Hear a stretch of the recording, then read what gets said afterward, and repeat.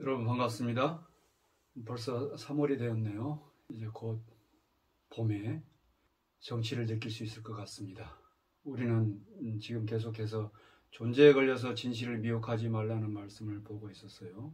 지난 본문에서 일체 인연으로 말미암아 있는 것들은 무지개 같고 신기루 같고 나무의 그림자 같고 연못의 달 그림자 같다라는 이런 말씀을 드렸습니다. 여러분들이 만약에 이 본문을 듣고 뭔가 깨달은 바가 있고 뭔가 느껴지는 게 있었으면 더 이상 이제 부처님 본문을 의심하지 않고 부처님 가르침에 확연함을 느낄 수 있을 건데, 만약에 지난 본문을 듣고도 뭔가 이렇게 와닿는 것이 없었다면 오늘의 본문을 좀 주의 깊게 들어주셨으면 좋겠습니다.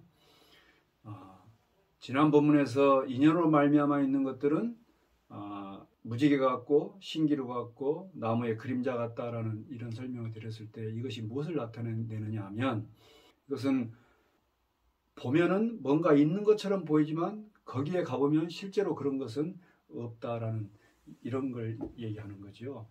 인연으로 말미암아 있는 것들은 뭔가 있는 것처럼 보이지만, 뭔가 생겨나는 것처럼 보이지만 사실은 그 진실을 들여다보면 거기에는 어떤 실체도 없고 어떤 실제도 없고 진실로 그러한 것이, 진실로 그러하다고 여겨질 만한 것이 없다는 것을 비유적으로 상징적으로 나타낸 것이었어요. 근데 여러분, 여기에서 하나 먼저, 일체는 다 인연으로 말미암아 생기고 인연으로 말미암아 머무르고 인연으로 말미암아 변해가고 인연으로 말미암아 사라져간다고 하는 요 연기법에 여러분들이 확신을 가질 수 있어야 돼요. 부처님께서 깨달으셨다고 하는 그 진리도 연기법이고, 부처님께서 45년 동안 한결같이 우리에게 법을 설하셨던 그 내용도, 그 근저, 그 바탕, 근본은 뭐냐? 그것은 바로 연기법이었습니다. 이 연기법이 진실로 진리라고 하는 것을 우리들이 확신할 수 있어야 된다.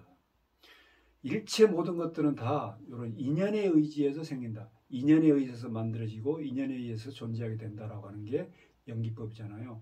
이 연기법을 조금 갖추어서 얘기하면 인연생기법 이런 말이에요. 인연생기, 인연으로 말미암아 뭔가 생겨 일어난다. 그래서 생긴다 이 말은 물리적 현상이 됐건 심리적 현상이 됐건 단순히 어떻게 뭔가 새로운 것이 만들어진다 이런 의미가 아니고, 이거는 어떤 현상이, 물리적, 심적, 일체 모든 현상이 일어난다 이거예요. 그러니까 인연으로 말미암아 생기기도 하고 인연으로 말미암아 사라지기도 하는 이런 생멸, 생사, 이런 일체 모든 과정들, 인과의 과정들 일체를 다 말한다 이렇게 보시면 되겠어요. 연기법, 이것은 인연생기법이다. 이 인연생기법을 더 갖추어서 얘기하면 인연화합 구생기법 이렇게 얘기해요. 인연이 화합해서 인연이 딱 잘 어우러져서 이것이 갖추어지면은 비로소 생주 이멸 생로 병사 성주 괴공의 이런 모든 과정들이 일어나게 된다라는 말씀이에요. 이 연기법에 여러분들이 확인할 수 있어야 되고, 이 연기법을 잘 들여다보면은 이 인연으로 말미암아 생긴 것들은 전부 다 무지개 같고 신기루 같고 나무의 그림자 같고 연못의 달 그림자 같다라고 하는 것을 알 수가 있는데, 만약에 연기법을 이렇게 보시고도 이게 확연치 않으면 오늘의 설명을 다시 잘 들어주셨으면 좋겠습니다. 첫째, 대전제는 뭐냐? 일체는 다 연생이다. 일체는 다 인연으로 말미암아 생긴다. 일체는 영생이다. 인연화합 구생기한다. 일체는 인연 생기한다. 일체는 영생이다.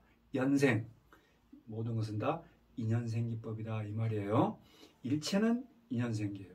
그렇다면 이 인연생기는 그렇게 무지개 같고 신기루 같고 나무 그림자 같고 달 그림자 같은 것인데, 정말 그런 것인가를 오늘 좀 다른 측면에서 좀 설명을 드릴게요. 여러분, 대학에 가면은 그 물리학 있잖아요. 그 물리학을 처음 배울 때 대학 물리 첫 번째 장이 물질입니다. 물질. 이 물질에 대한 정의가 나오는데, 물질의 정의가 무엇이냐? 물질은 성질의 집합이다 이렇게 설명되어 있어요. 대학물리 책 한번 보세요. 물질은 성질의 집합이다. 그렇겠죠? 여러분 여기 제가 지금 제 앞에 탁자가 있는데 이 탁자를 한번 보세요. 탁자가 두드리면 딱딱하고 위에는 매끄럽고 이렇잖아요. 근데 이 딱딱한 것을 물이라고 하는 인연을 만나가지고 물에 오랫동안 불려놔 봐요. 그럼 어떻겠어요? 딱딱하겠습니까? 그렇지 않겠죠? 부드러워지겠죠? 그 다음에 매끄러운 거 있잖아요. 이 매끄러운 것도 나무 그 자체가 매끄러웠겠습니까? 이걸 사포로 막 문질렀겠죠? 그러니까 이렇게 매끄럽게 됐을 거 아니에요? 사포라는 인연을 만나서 이렇게 매끄럽게 된 것이 이 나무 자체가 딱딱하거나 매끄러운 건 아니잖아요. 또 하나의 예를 들어볼까요? 여기 물이 있어요. 물이 100도라고 하는 인연을 만나면 물은 액체였다가 어때요? 기체로 변해버리죠. 근데 영하의 온도를 만나면 어떻게 돼요? 딱딱하게 되죠. 물 자체가 액체로서의 부드럽기도 하지만 또 영하의 기온을 만나면 딱딱한 고체의 성질을 나타내잖아요. 물 자체의 성질이 있습니까? 다시 아까 처음에 와서 물질은 성질의 집합이다 이랬는데 그 성질이라고 하는 것이 과연 그 물질에 소속된 것이냐, 그 성질을 물질이 가지고 있는 것이냐, 정말 그런 것일까요, 여러분? 아니에요. 전부 인연에 의해서 그 성질이라고 하는 것이 주어지는 것이다.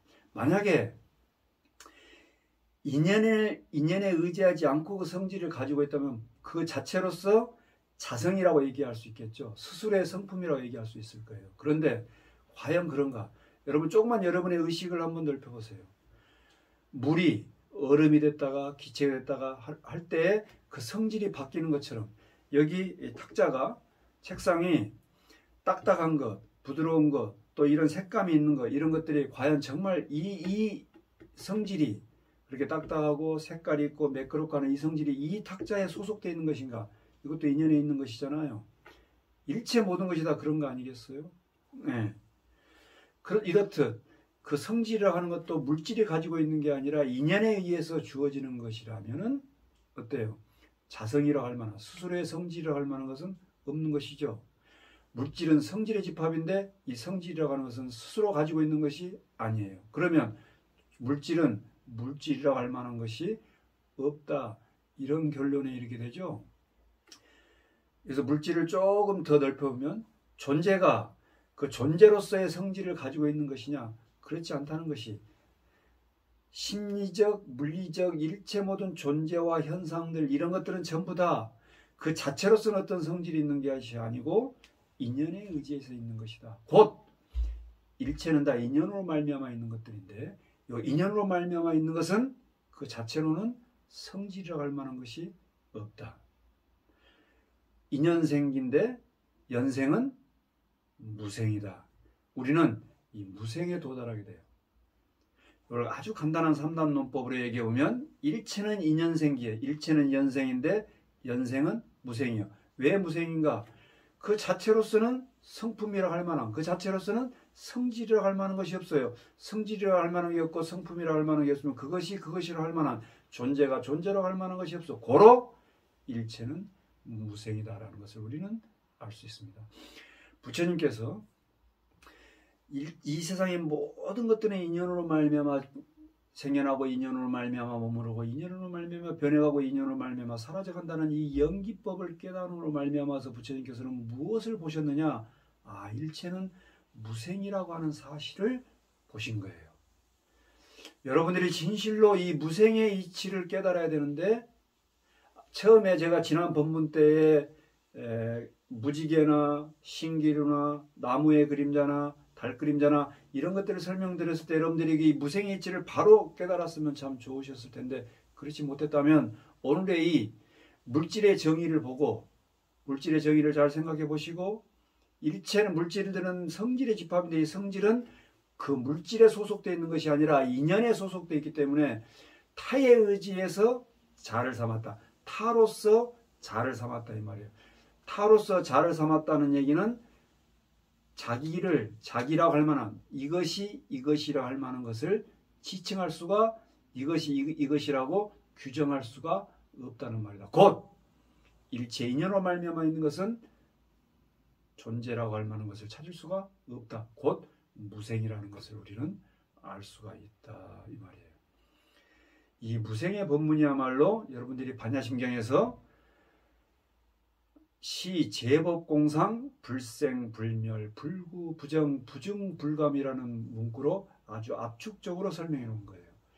불생불멸, 생기는 것도 없고 생기는 것이 없으니까 사라지는 것도 없다. 인연으로 말미암아 있는 것은 곧 연생은 무생이기 때문에 불생이에요. 불생은 곧 불멸로 이어지겠죠. 생겨난 적도 없고 사라진 적도 없다. 존재에 걸려서 진실을 미혹하지 말아라.